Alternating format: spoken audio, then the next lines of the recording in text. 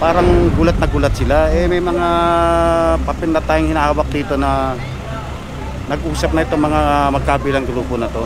Kaya tsaka may bumaba na ng LTFRB para dun sa illegal parking nila eh. May hawak na tayo rito, kaya gano'n na lang kasi di yung ating yung operation dito. Dumaan sa barangay, dumaan sa city, kaya kami nagsulalan dito. Masusolusyonan nito kung kakausapin yung presidente ng Umar. Paano naman yung ticket namin, sir? Nilikita ko na. Wala, paano yung mga kotse niya?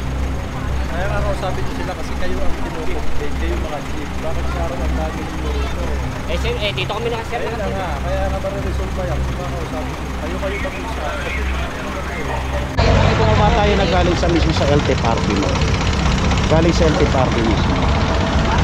Doon pala lang ang LTFRB.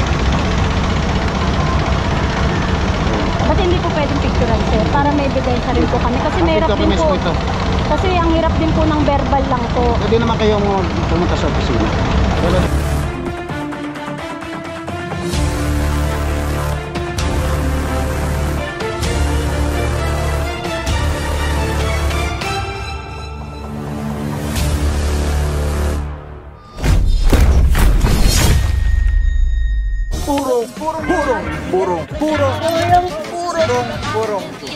Purong pagmamahal.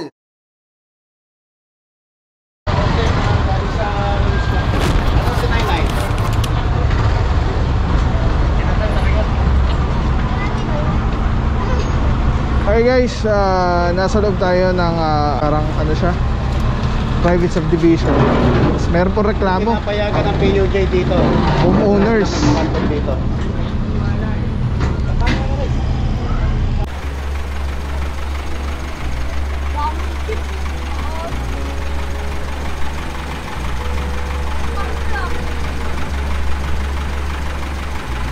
Pwede daw po ba kayo makausap?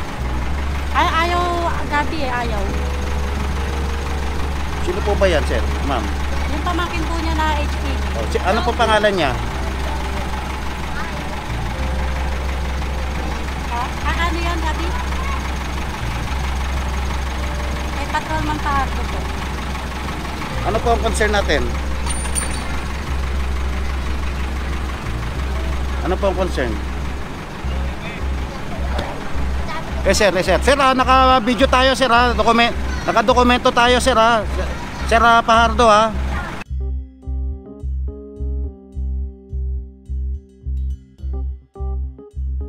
Sir, pasensya ka na kasi ito naman may mga hawak tayong dokumento rito na nagsasaad na ito illegally parked, sir, ha? Pero ako pinakita sa kanila bago tayo mag-ano. At at the same time, sir, nakipag-coordinate tayo doon sa homeowners dito. May complaint kasi ito, sir, sa 888 sa local government, MMDA, tsaka dito sa barangay na homeowners. Kaya natin inaksyonan ito. Sir, mawalang galang na po, ha? At kailangan na po nating pumunta doon sa hinuhuli natin dahil nagkokos tayo rito ng sir, ng obstruction. Opo. Pasensya na po kayo, sir. Tuloy na po ako.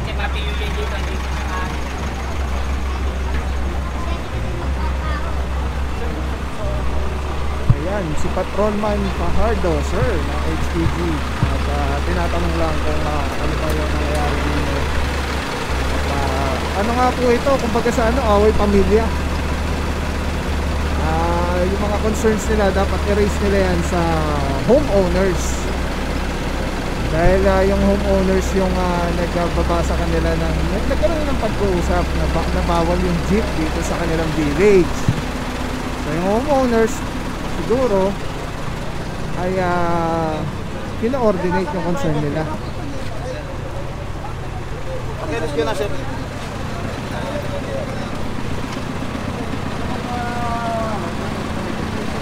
Alright, nakikita na po si Bossing. Dito nakikita na rin sa kabila. Nakikita na yung doon.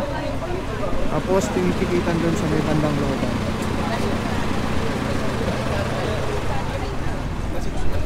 Opo, tapos sa akin naman may mga makina lang. Bakit kami ulit kami ulit?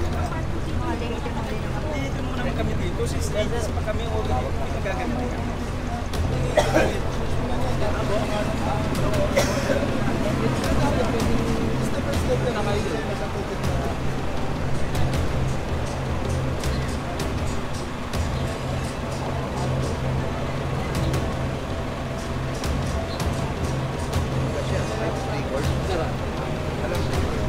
Ayun ang kopya.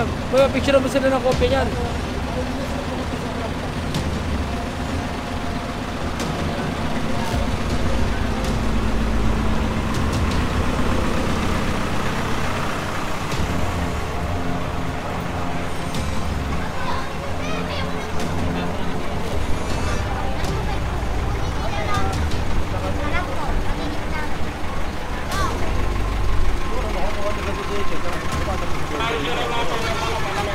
Dumaan sa Barangay, dumaan sa CD, kaya kami naksyonan namin ito. Masusolusyonan nito kung kakausapin yung presidente ng ito. Paano naman ticket namin, sir? Nilikita ko na. Wala, paano yung mga kotse niya? Kaya kakausapin nyo sila kasi kayo ang kinukumpate, kayo mga chief. Bakit nga raw ang dami ninyo rito? Eh, sir, dito kami nakasir. Kaya na nga, kaya nga mariresolve ba yan kung kakausapin nyo. Kayo mag-usap.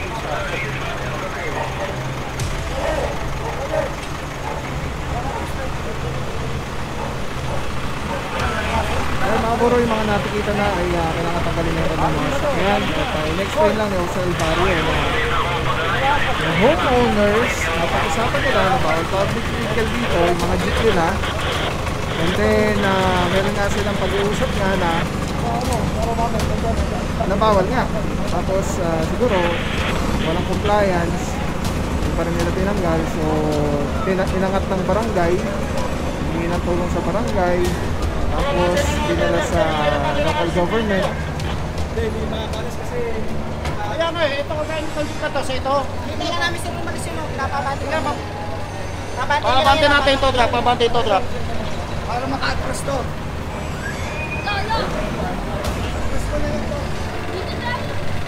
From homeowners, binaba sa local government. Tapos inaksyon na natin. May kompleto naman dokumento, may mga papeles naman. At sana mag-usap-usap na lang sila kung anong mapag-desisyonan nila, mapag-agreement, at mapag-anuhan, agreehan ng bawat party, doon talaga kailangan doon nila i-raise sa homeowners association.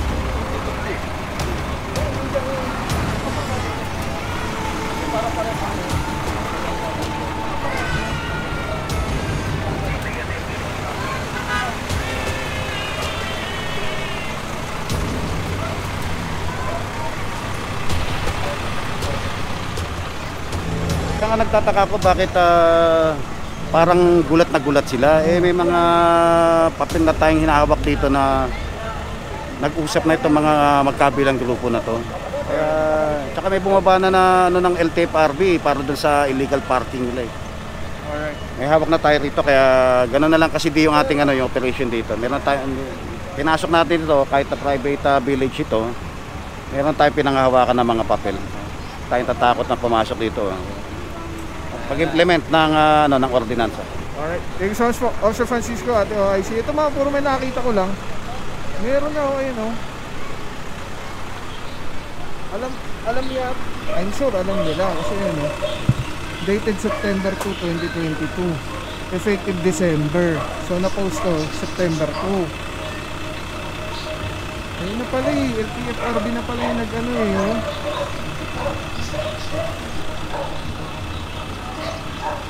Bawal pumasok at mag-park sa Cypress Village lahat ng PUV jeepney. Alright? So ayun yung dapat erase nila sa Homeowners Association. Kasi kumbaga may ano to, private to, may house rules. Doon sila makipag-coordinate.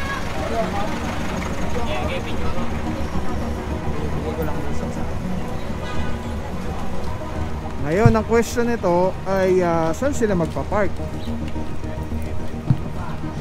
Hindi na sila po pwede rin eh.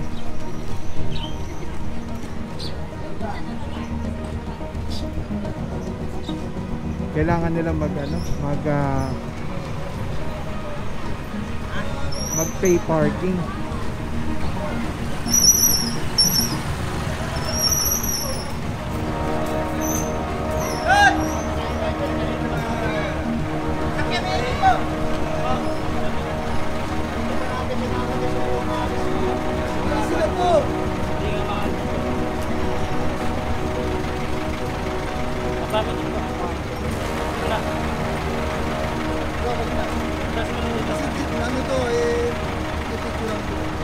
Binibidyo ni bossing lahat ng team natin eh, mapapanood niya naman. Mas malinaw po.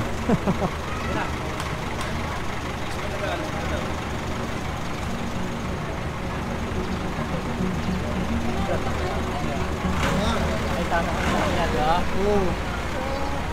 Gusto niya, binibigyan na lang ako.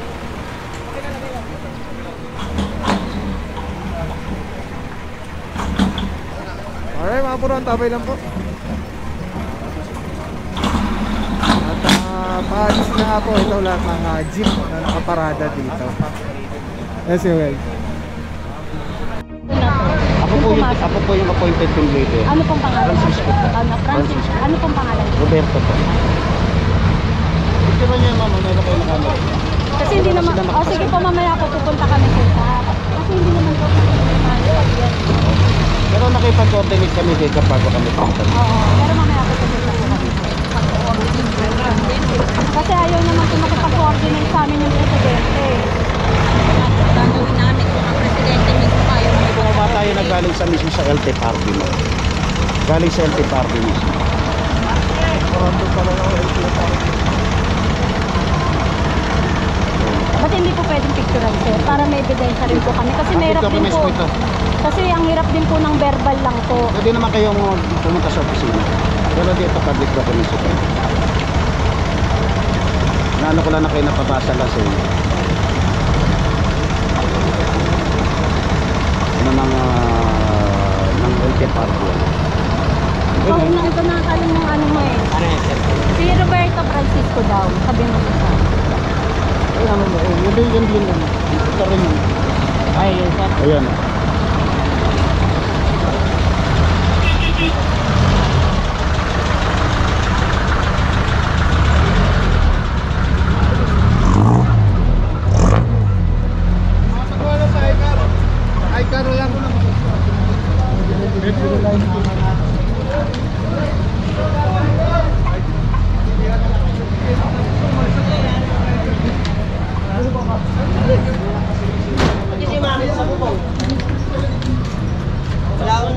Saan? Harrison.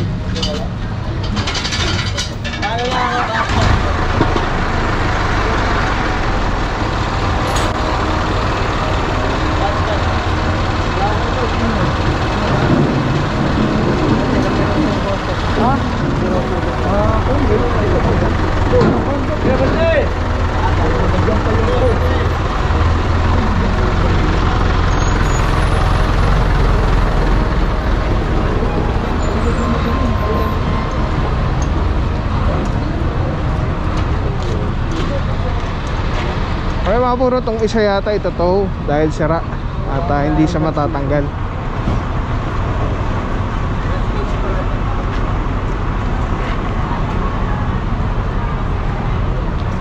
So isa lang po yung nahila natin, the rest tinikitan lang po lahat. Masaya na bro.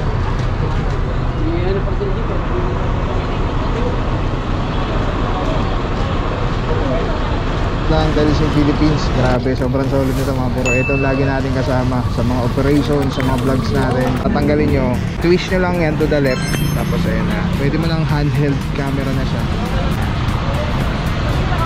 Alright. Up. Tapos, ang ganda. Diba? Hindi ka mukhang ano, yung parang may nakasabit sa'yo na weird. Ganda. Ganda ng kulay. Pogi pa rin. LSC number 1. Let's go. Purong pagmamahal. Maraming salamat sa'yo. Walang papapaw. So, thank you so much sa walang sa akong support, tiwala. Wala akong masabi kundi thank you so much. Thank you sa Panginoon at ingat kayo palagi. Again, kung wala akong papapaw. So, thank you so much. God bless you. Purong pagmamahal. Thank you so much. God bless.